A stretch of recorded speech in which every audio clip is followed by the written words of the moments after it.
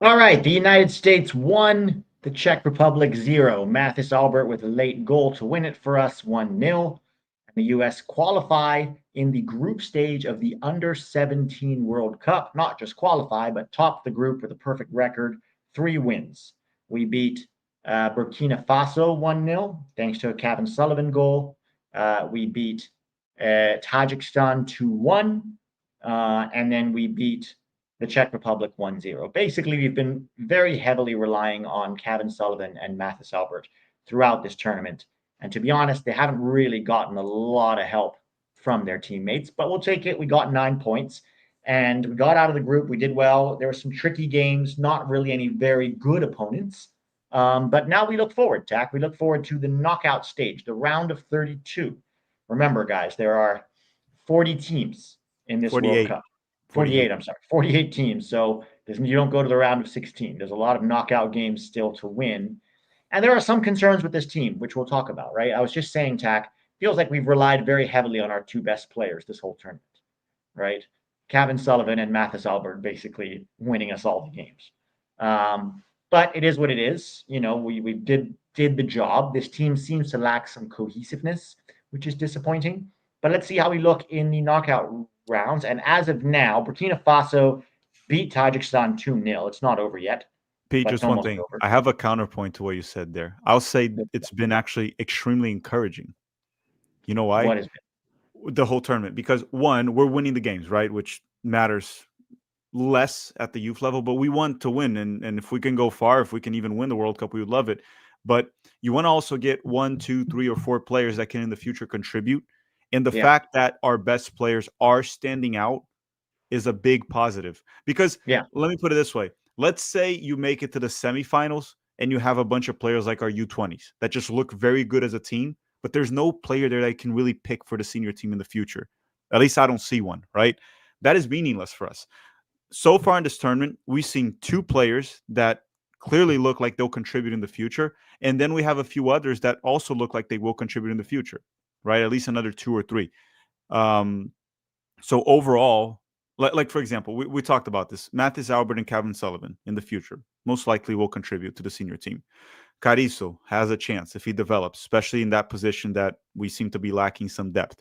Goalkeeper hasn't been brilliant, but he's fine. Like he could be a goalkeeper in the future, third option, whatever, depending on how he develops. He's too young for the goalkeeper. The yeah. center backs, could they be in the future too? It's Possibly. so hard to tell at this age. You know what I mean? There's like Christopher Cups is 16. Even if he doesn't do anything for 5 more years, he'll still be 21. You know what I But mean? Like, but for the U20s, it was pretty obvious that they wouldn't contribute. A lot of them. Josh Winder could be a contributor in the future. That's one. But the whole team. Oh, for the whole team. So the difference between these 2 teams was there's a big talent gap between our 2 best players and everybody else with this one. With the under 20s, everyone was kind of at the same level. So they became a hardworking, pressing team, and they generally played quite well together. Hamuda, I've been impressed with. I think Hamuda should start the next game along with Mhm. Christopher Cups, and bring back Pedro Guimarães, Giovia at right back. Sakidis got sent off late. I don't personally think that was a yellow. I think he kicked the ball and he just landed wrong on the guy's foot. It's not the end of the world. Um, let's talk a But little bit about. it's not an unfair red. He did leave his studs up on the guy's ankle after. He could have tried to avoid that. It's a tough one because once you go in and kick the ball away like that, you still have to land. It's hard with that kind of moment. It was not intentional. It was a yellow, not a red. So I guess a yellow is probably fair. Second yellow. So omit No, no, no. It Sakidis. was a straight red. No, it was a second yellow. No, it went to the VAR. It became a straight red. Did it? Yeah. I thought it was a second yellow. Oh, he took No. back the yellow and gave him a red. Yeah, yeah, yeah. Yeah. Yeah, I don't think that's a straight red, to be honest. But let's talk about the future. Let's talk about the next game. Right now, it's still 0-0 between New Zealand and Austria and 0-0 between Mali and Saudi. It's halftime. So if results stay where they are, who do we play now? Let me get this up, see if it's updated on Wikipedia. They update it there. I don't know why FIFA doesn't have something live updated. And then let's figure out from there. Have they? I'm gonna check and I'll share the screen with you and you put it on screen. Yeah. But they have updated the United States. So it is fully updated. Yes, it's fully updated. I'm gonna share the screen with you so you can see what the situation is. And then we'll try to figure out who we might play. There's just a few opponents. So, Pete, I shared it with you. Can you put it there? Yeah. Okay, so this right here is the ranking of the first place teams. For anyone who doesn't know, the bracket this time, it's not one group versus the other. It's like ranking of the first place teams, ranking of the second place teams, and ranking of the third place teams. So we have 12 first place teams, right? The United States is third right now, and we could drop to fourth if Austria simply beats their opponent. Because Austria is right here. They're the last group playing. Austria has 6 points and a +4 goal differential. We have +3. So if Austria wins, we drop to fourth. So as it stands, we can only be number 3 or 4. That's confirmed. Yeah. Okay. So let's go to the bracket, and I'll show you the bracket. So if we are the 4th ranked, we play the 5th ranked third place team. So if Austria wins, that would be 5th placed, would be right now Morocco, which can change if Austria wins. Yeah, if Austria wins. Now, Saudi Arabia is still playing. So if Saudi Arabia ties, we play Saudi Arabia. If Saudi Arabia wins, we probably play Uganda. Ooh. So right now, if they just beat France. Yeah, let me write this down. Let me write it down because I'm getting confused here. If Austria wins, we can play Uganda, Morocco, or Saudi Arabia. Okay. Yeah. Now, the other situation is Austria doesn't win, and then we finish in third place. If we finish in third, then we face the 6th place, third place side. 6, which is right now the Czech Republic. Not again. That's so weird. This is such a terrible system. I hope they don't do this with the World Cup next year. Yeah, and then the thing is, right now Saudi Arabia is tying. So if they tie, we will play Morocco. So the situation is, if Austria doesn't win, we play the Czech Republic or Morocco. Yeah. So the only team that we could play in both situations is Morocco. I mean, they are not as good, obviously, but it's still Morocco, and that's been our bogeyman team with the U20s and the U23s.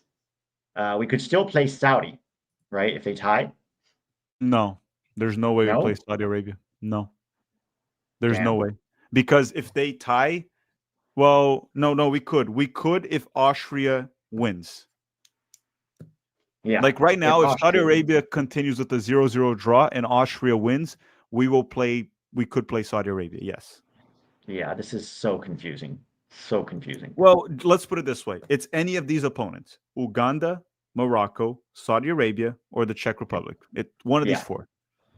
None of them have lit up this tournament so far, so we should try to go win that game and then see what happens after that. Mm-hmm. But, look, 9 points, right? That's not bad. Only 3 teams got 9 points, potentially 4 if Austria wins. So I think overall it was an encouraging.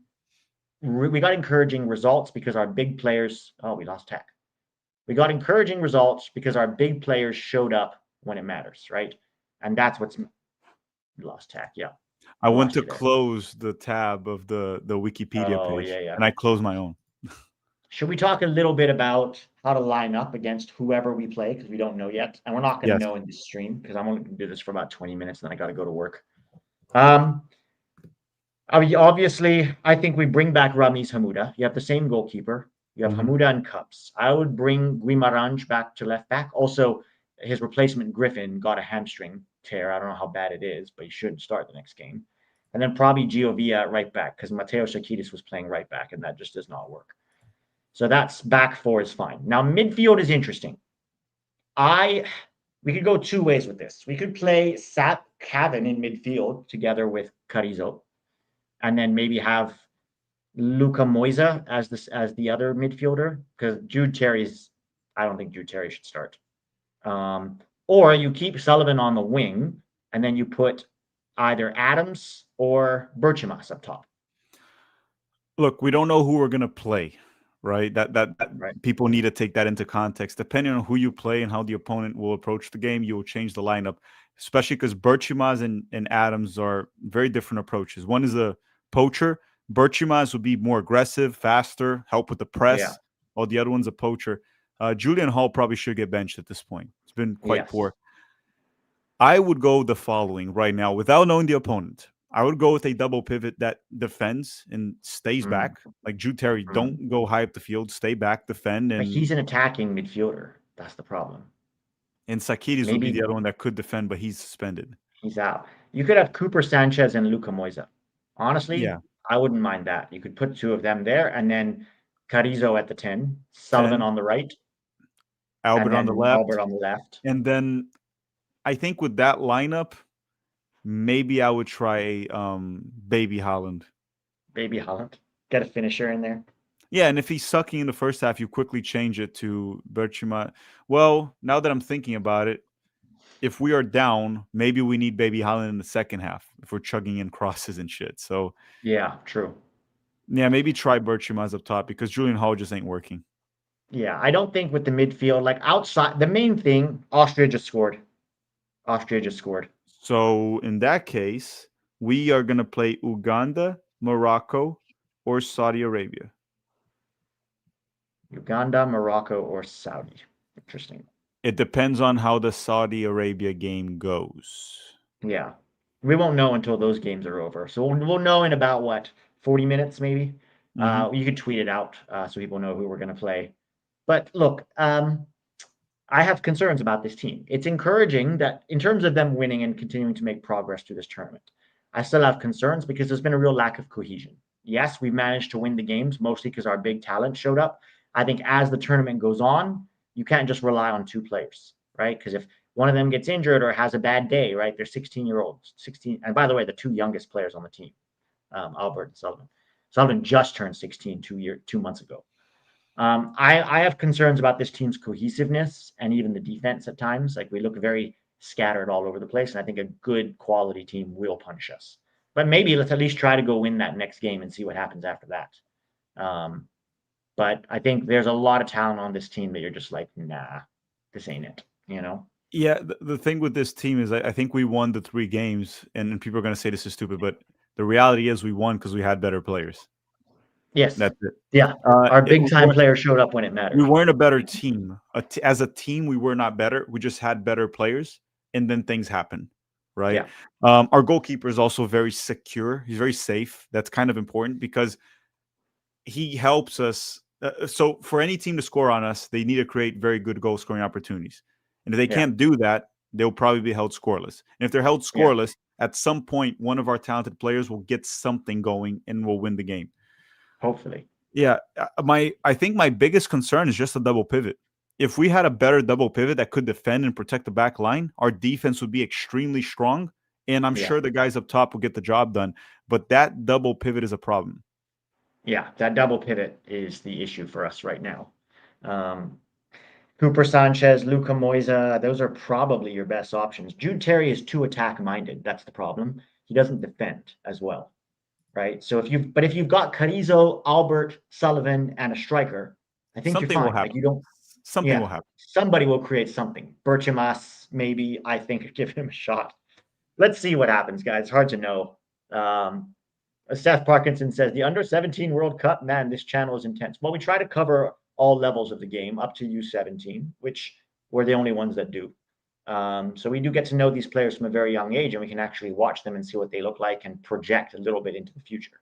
Well, Pete, we try to cover the players the moment they're professional players. And you look at this roster, like Kevin Sullivan is with Philadelphia Union, Maxi Carrizo is with the New York City FC, Julian Hall, the New York Red Bulls, Berchimaz with these are professional players. One or another might still be like academy, but this is a professional, I wouldn't say professional level because it is youth still, but we try to cover them as early as it matters, right? And it starts to matter a bit more now. Because when they get to the senior level, we don't want to be like we said in the stream, like the CBS guys that just started watching the guys. And that's why when, for example, Kid Cowell started to show up at the senior team, we had already watched them enough at the youth level. They were like, it ain't it, guys. That ain't it. While everyone was hyping the player. You just have more data on them. That's the reality.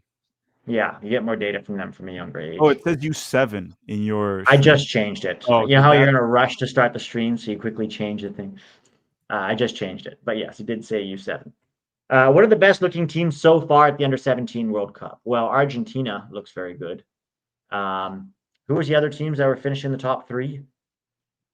There was also Argentina. Wasn't it not Italy? France. Italy? Was it Italy? Yeah. Argentina and Italy looked good.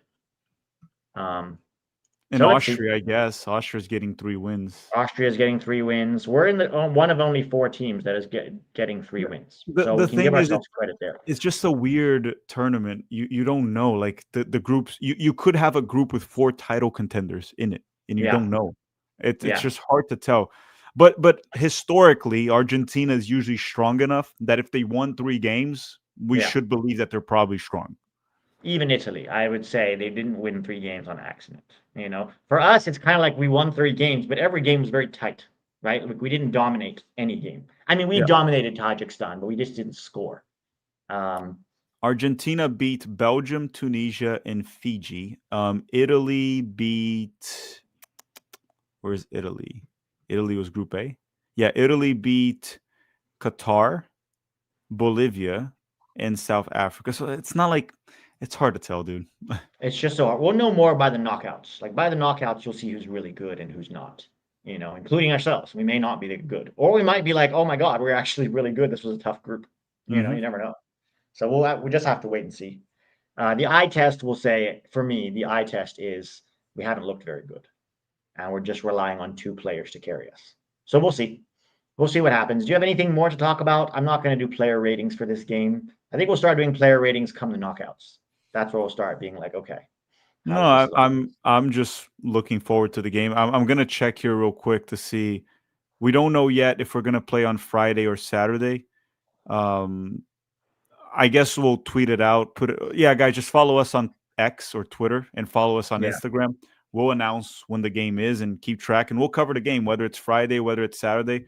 We'll cover the game. And now it's going to start to get fun because now there's pressure. We could get eliminated. Now there's no pressure. It's win or go home, right? So let's see what it looks like.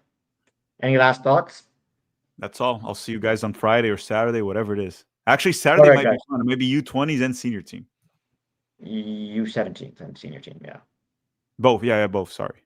Yeah. Oh, and actually on Saturday, we're going to have a busy Saturday. Yeah, tell everyone to hit the like button. Hit that like button, guys, before you leave. Have a great rest of one here from Julian Vivas. What do you guys think of Poch calling Tim Tillman? Shouldn't be there. He's nowhere near good enough for the national team. Even if you wanted to call up another MLS midfielder, Brian Gutierrez, Owen Wolf would have been better. Weston McKennie should not be having spaghetti with Spalletti. Johnny is literally somebody you could call in. Or no one. Again. Or no one. Or no one. Because if you don't deserve to be there, no one would be better. Also, you still have 4 guys for that double pivot already. Why do you need to bring in Tillman? It's 2 games also. And I don't know, man. It's like that will probably piss off Max Bretos, but whatever. Yeah, but that doesn't take much. All right, guys. Have a great Tuesday. We'll talk to you soon. Hopefully, let's go win another game in this tournament. Let's go, USA.